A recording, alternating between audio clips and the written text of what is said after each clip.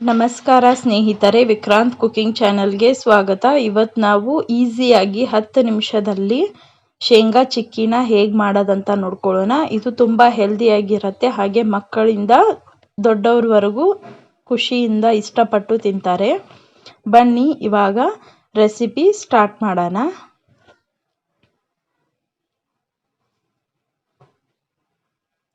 ಮೊದಲಿಗೆ ನಾನಿಲ್ಲಿ ಬರ್ಷನ್ಗೆನೆ ಚೆನ್ನಾಗಿ ತುಪ್ಪವನ್ನು ಸ್ವಲ್ಪ ಗ್ರೀಸ್ ಮಾಡ್ಕೊಳ್ತಾ ಇದ್ದೀನಿ.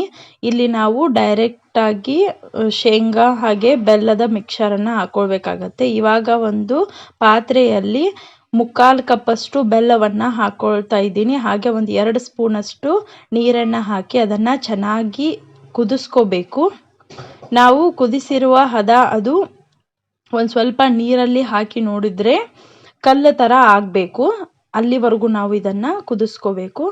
ಇವಾಗ ನಾನು ಒಂದ್ಸಲ ಇದನ್ನು ಒಂದು ಪ್ಲೇಟ್ನಲ್ಲಿ ನೀರನ್ನು ತಗೊಂಡು ಅದಕ್ಕೆ ಒಂದು ಹನಿಯಷ್ಟು ಬೆಲ್ಲದ ಆಣವನ್ನು ಹಾಕ್ಕೊಳ್ತಾ ಇದ್ದೀನಿ. ಇದು ಆಗಿದೆಯೋ ಇಲ್ಲವೋ ಅಂತ ನಮಗೆ ಪರ್ಫೆಕ್ಟಾಗಿ ಗೊತ್ತಾಗತ್ತೆ. ಇದು ಇನ್ನೂ ಒಂದು ಸ್ವಲ್ಪ ಮೆತ್ತಗೇನೆ ಇತ್ತು, ಹಾಗಾಗಿ ನಾನು ಇನ್ನೂ 30 ಸೆಕೆಂಡಷ್ಟು ಜಾಸ್ತಿ ಕುದಿಸಿದೆ. ಇವಾಗ ಇನ್ನೊಂದು ಸ್ವಲ್ಪ ಕುದಿಸಿದ ನಂತರ, ಜಾಸ್ತಿ ಕುದಿಸೋದು ಬೇಡ, ಜಾಸ್ತಿ ಕುದಿಸಿದ್ರೆ ಅದು ಜಾಸ್ತಿ ಗಟ್ಟಿಯಾಗಿಬಿಡತ್ತೆ.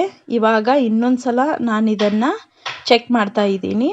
ಇವಾಗ ಇದು ಪರ್ಫೆಕ್ಟಾಗಿ ಬಂದಿತ್ತು, ಅಂದರೆ ಗಟ್ಟಿಯಾಗಿ ಆಗ್ತಾಯಿತ್ತು. ನಾವು ಹೀಗೆ ನೀರಲ್ಲಿ ಹಾಕಿ ಕೈಯಿಂದ ಹೊರಗೆ ತೆಗೆದು ಒಂದು 10 ಸೆಕೆಂಡ್ ಆದಮೇಲೆ ಅದು ಗಟ್ಟಿಯಾಗಿ ಆಗ್ತಾಯಿತ್ತು. ಇದನ್ನು ನಾವು ಹಾಕಿದರೆ ಸೌಂಡ್ ಆಗಬೇಕು, ಅಷ್ಟು ಕಲ್ಲು ಥರ ಅದು ಆಗಬೇಕು. ಇವಾಗ ಇದು ಚೆನ್ನಾಗಿ ಆಗಿದೆ. ನಾನು ಇದನ್ನು ನಿಮಗೆ ಸೌಂಡ್ ಕೂಡ ತೋರಿಸ್ತಾ ಇದ್ದೀನಿ.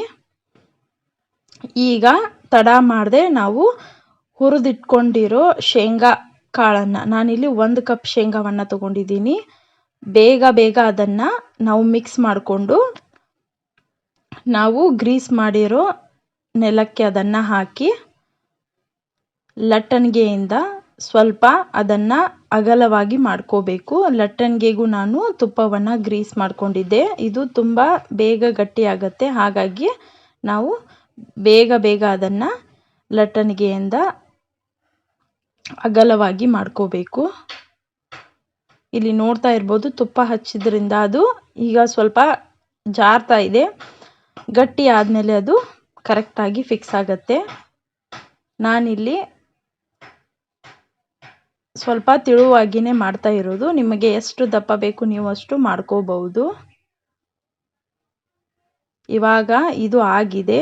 ಒಂದು 10 ನಿಮಿಷ ಬಿಟ್ಟು ಅದನ್ನು ನಾವು ಚಾಕುವಿನ ಸಹಾಯದಿಂದ ಅಥವಾ ಪಿಜ್ಜಾ ಕಟರಿಂದ ಒಂದು ಸ್ವಲ್ಪ ಮೇಲೆ ಮಾರ್ಕ್ ಮಾಡ್ಕೋಬೇಕಾಗತ್ತೆ. ಇಲ್ಲ ಅಂದರೆ ಅವು ಶೇಪ್ ಕೂಡ ಬರಲ್ಲ.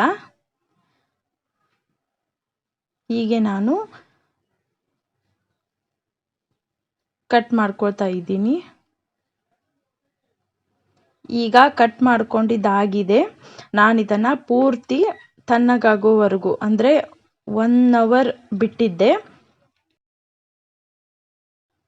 ಇವಾಗ ಇದು ಚೆನ್ನಾಗಿ ಆರಿದೆ. ನಾನು ಒಂದು ಚಮಚ ಅಥವಾ ಚಾಕುವಿನ ಸಹಾಯದಿಂದ ಇದನ್ನು ತೆಗೆದುಕೊಂಡು ಇವಾಗ ಇದನ್ನು ಶೇಪ್ ಮಾಡಿದ್ದೆಲ್ಲ ಅದನ್ನು ಕಟ್ ಮಾಡ್ಕೊಳ್ತಾ ಇದ್ದೀನಿ. ಶೇಪ್ ಅಷ್ಟೇನು ಚೆನ್ನಾಗಿ ಬಂದಿಲ್ಲ, ಆದರೂ ರುಚಿ ಮಾತ್ರ ಸೂಪರಾಗಿ ಬಂದಿತ್ತು. ನೀವು ಮನೆಯಲ್ಲಿ ಇದನ್ನು ಟ್ರೈ ಮಾಡಲೇಬೇಕು. ತುಂಬ ಹೊತ್ತು ಆಗಲ್ಲ, ಒಂದು 10 ನಿಮಿಷದಲ್ಲಿ ಮಾಡ್ಕೊಂಡ್ಬಿಡ್ಬೋದು ಹುರಿದಿರೋ ಶೇಂಗಾ ಇದ್ದರೆ. ಈಗ ನಾನು ಇದನ್ನು ಕಟ್ ಮಾಡಿ ತೋರಿಸ್ತಾ ಇದ್ದೀನಿ. ತುಂಬ ಕ್ರಿಸ್ಪಿಯಾಗಿ ಚೆನ್ನಾಗಿ ಬಂದಿತ್ತು. ನೀವು ಒಂದ್ಸಲ ಮನೆಯಲ್ಲಿ ಟ್ರೈ ಮಾಡಿ. ನನ್ನ ವಿಡಿಯೋ ನಿಮಗೆ ಇಷ್ಟ ಆಗಿದ್ದಲ್ಲಿ ಲೈಕ್, ಶೇರ್, ಕಮೆಂಟ್ ಮಾಡಿ ಸಪೋರ್ಟ್ ಮಾಡ್ತಾ ಇರಿ. Thanks for watching. ಬಾಯ್.